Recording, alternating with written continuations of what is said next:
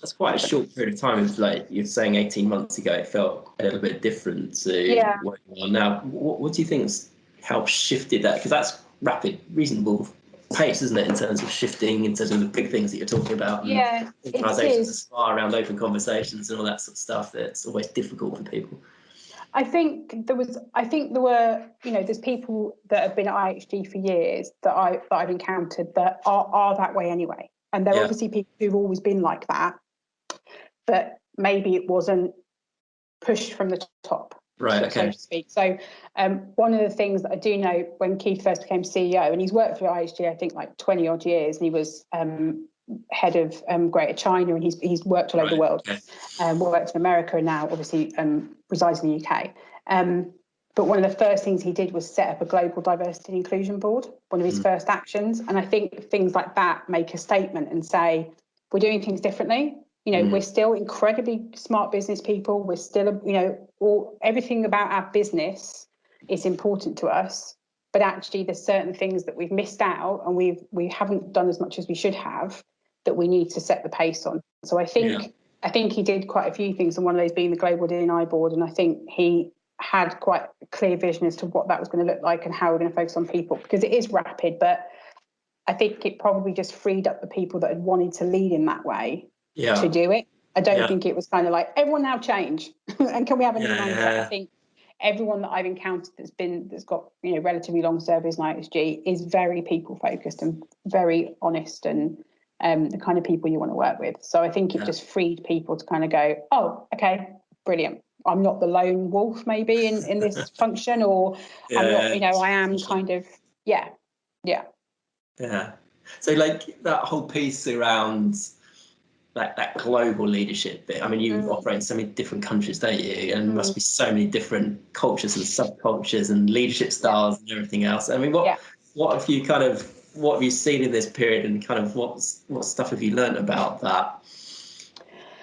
Even in the best of times, it's one of the most difficult things to navigate, especially when it comes to leadership, because different countries or regions have a different approach to authority, a different approach to equality, a different approach to open communication, and how the state and its citizens interact with one another, which it affects affects what leaders you can have in those kind of environments. I think one of the most interesting things for me, having never worked for a global company, was obviously this was already happening in Greater China, kind of when, before everything kind of happened here. And it was very clear to see the efficiency of leadership in that part of the world, should we say, because immediately, you saw in the news about building hospitals and everything, but immediately I think we've got 3 or 4 hotels in Wuhan, kind of the epicenter of it. And they were immediately shut down, opened up to aid workers, opened up to support workers. Wow. And there's been a lot, and the MD of the Greater China region did kind of a long podcast about just his immense pride in how the colleagues in those hotels and in across China, but obviously in that region and in Wuhan itself, the city, there was a real kind of people just worked non-stop and were at the hotel all the time, just providing food, providing support for the medical staff. And it was just a real all hands on deck. And I think that was kind of pushed by the MD in terms of his leadership. It was like, right, what can we do? It wasn't about, oh, we're going to lose all this revenue, or we're going to, it was like, okay, we are in this, we're in this community, we're part of this community, let's just get in. And I think that shows kind of, I suppose the efficiency of leadership is one way to kind of think about it, but there was no hesitation just to help out and be supportive. I think one of the most tricky things, it's being honest, it's tricky, is when it's come to, well, there could have been a real ease of when it's come to kind of discussing everything that's been risen about racial inequalities in the last few months. It could have been really easy for a company to say, well, we're not going to talk about it with this region, we're not going to talk about it in this country. But actually, it's just been, again, going back to that kind of honest and authentic, we're going to talk about this because we have a corporate head office in Atlanta in the States where a lot of our colleagues are Black and they are being affected by this in this country. But we're going to explain to people what's happening and we're going to support whatever people want to do. And, there are certain parts of the world where equality and diversity isn't very high on the agenda, or isn't a very diverse population. So the understanding isn't there. But there hasn't been any, oh, well, we'll tell those people not to make it visible, or we'll tell these people. It's been, you're a leader in this company, and we espouse certain values and how people are treated. So that it goes without question.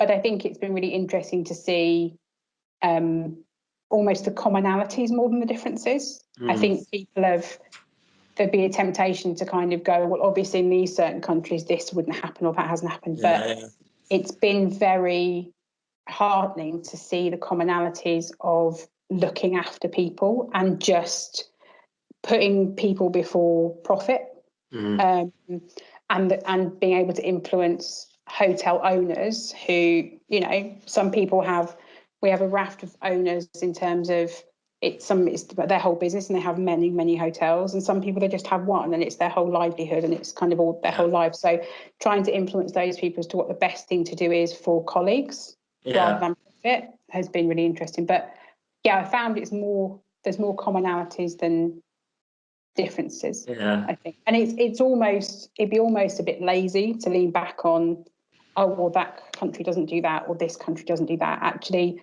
there's a lot of time spent at the best of times to push people and to challenge people as to why isn't that done and why isn't that done that way and why aren't people treated like this. So actually it's almost been like, well, in a crisis people need even more of that rather than backing off, which is really good to see. It's so refreshing to hear that, isn't it, in terms of, because I think you see on the outside so many organisations giving lip service to a lot of these big points. But underneath the surface, I think actually no one still really believes it, or actually when you're in the organisation not believing it. So just what you've just said, I think you pointed out so many real examples where it's just very tangible rather than just a nice statement written somewhere. Yeah, and I think it's, if you think about going back to Greater China, that's not a work from home culture, not at all. And the colleague, and so there's been a whole shift of trust in terms of those colleagues can work at home. Even with flexible working or working at home being relatively prevalent in the UK, there's still been a whole, but how do you know people are working? How do you know people close their laptops for 8 hours a day? So if you think about a country like Greater China, where that just is not the culture, you do not work from home. It's been really good to see that, again, the leadership has been, it's about safety, it's about people first, and seeing how obviously they're kind of always a few months ahead of us because of when things have happened.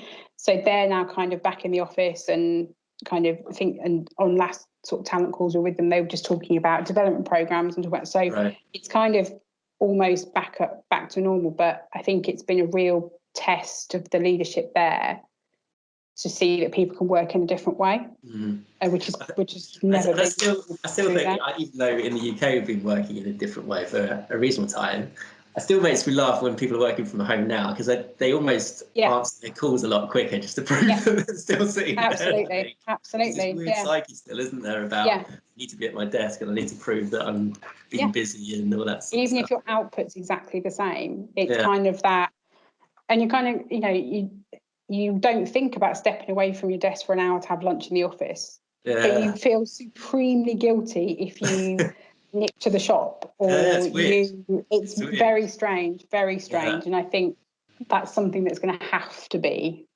overcome and delved into quite deeply to make sure that there is a real true consensus across the board that it's just as valuable. It's just as valuable. And that's okay. The country businesses haven't shut down over the last 6 months. Everyone's kept producing output. So that's interesting.